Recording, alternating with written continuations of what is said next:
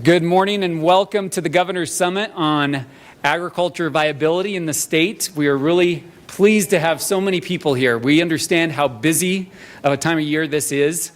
Right before the holidays, so many parties and things going on. And we really appreciate everybody showing up to talk and take part in this important event. My name is Braden Jensen. I'm the Director of Governmental Affairs for the Idaho Farm Bureau Federation, and really pleased to help kick this event off. First of all, I want to express my gratitude to Governor Brad Little for hosting this important discussion, and very grateful that we could all be here today to take part of this in this Ag Summit. First off, I want to take care of a few logistics. So first of all, welcome to the People's House in Idaho. Right here to the Idaho Capitol building. We thought this is a perfect venue to have this kind of discussion, because when we're talking about policy that impacts our ag industry, a lot of it is discussed in this building. And it's a great time to be here in this building. I'm not for sure if many of you entered in the front, but got a great holiday display. And so take advantage of the opportunity to be in your house right here to enjoy this beautiful building and have this discussion. Bathrooms are just down the hall. So if you need those, exits on either side of the building for whatever reason. And then also we do have some coffee, pastries, and beverages out there. Just FYI, if you are in this room, there is no food. You can have drink as long as there is a lid. So I want to make sure that I am welcome to come back here and utilize this space. So please help me out. Let's make sure that all the beverages do have lids on there. So, and again, please respect no food in any of the committee rooms. Also, there's a few people out there I'm sure many of you have seen. You can mix and mingle with folks. We have a lot of folks that want to talk to different landowners and policymakers, and of course our planning community as well. So how did this all start? Really, this summit it all started with conversations after this last legislative session.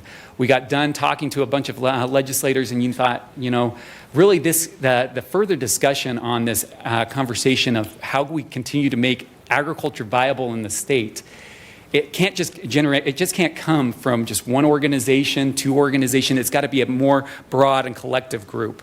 And so that's really why we decided to put this on. And this summit would not be possible without the support of the host. Like I said, Governor Little, the Idaho Farm Bureau Federation, the American Farmland Trust, the Idaho State Department of Agriculture Farm and Ranch Center. We appreciate everybody. There's been a group of individuals that have really helped kind of coordinate the agenda today. If any of you do not have the printed copy of the agenda, just take a scan of the QR code on the screen and you can have access to that, and that'll give you access to everything. But other folks I want to mention, and our sponsors are up on the screen right now. So AgriBeef, thank you to them. Idaho Dairymen's Association, the Idaho Farm Bureau Federation, the Idaho Eastern Oregon Seed Association. Those are our lunch sponsors. Also our break sponsors, the Idaho Cattle Association, the Idaho Potato Commission. And if for everybody who hangs with us the whole day, the best part of all, our ice cream social, those sponsors being the Idaho Grain Producers Association and the Idaho Water Users Association. Really, very, very much appreciative of those guys. So let's give our sponsors a round of applause.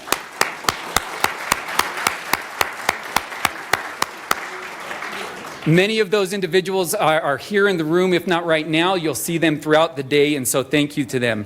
Again, to the planning committee for this, I want to call out a few individuals. Shannon Porter, also David Anderson. We also have Anna Likely and Cassidy Plum. Thank you very much for all of your work in helping plan all of this. Now, when we talk about this topic, it is hard to condense this into a one-day summit. I look around this room and there are so many individuals that just for reasons of time, we could not get everybody on the agenda today.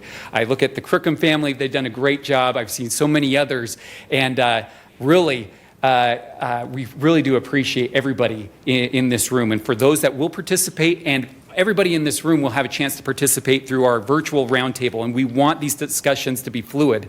And it's more than just presentations and discussions amongst panelists. We want the discussion to be with all the audience as well.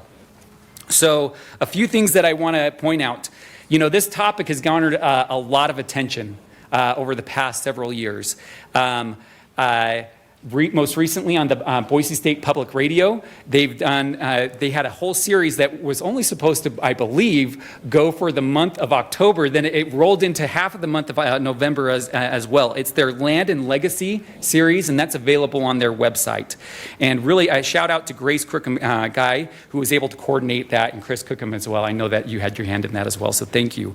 KTVB has done many interviews on that as well. They're Inside Ag. The other day, I think I was, I can't remember exactly where I was at, but there was a panel of televisions, and then I see one of my own Washington County Farm Bureau presidents on the television, and my kids are pretty excited to know somebody famous on TV. Tristan Weiniger, a call out for you.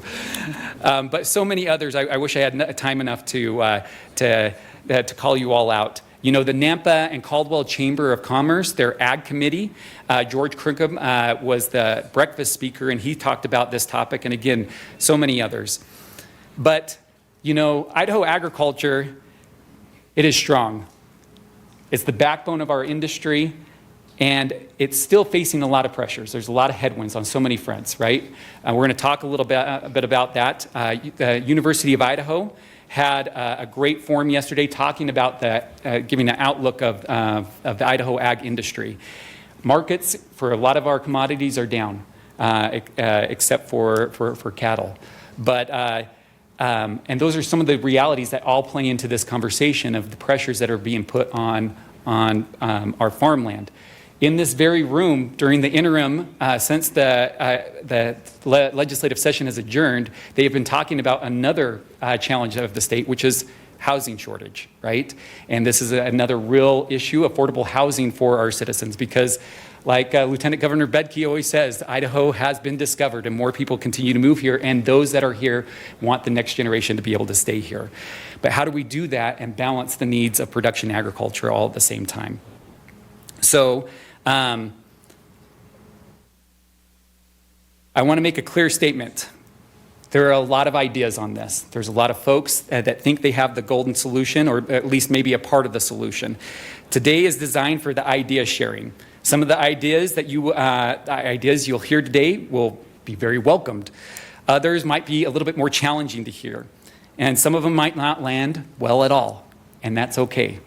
But I do want to be clear that the ideas shared today do not represent the official position of the governor, of any of the hosting organizations, or any of our sponsors. They belong solely to the individuals that share them. Again, this is a forum to have a discussion, right? We're not all going to agree on all the different possible solutions, but we want to have these statements right here. So just really want to make that clear, and appreciate everybody's understanding of that. So with that, I want to thank again Governor Brad Little for elevating this topic to the summit here at the Capitol today.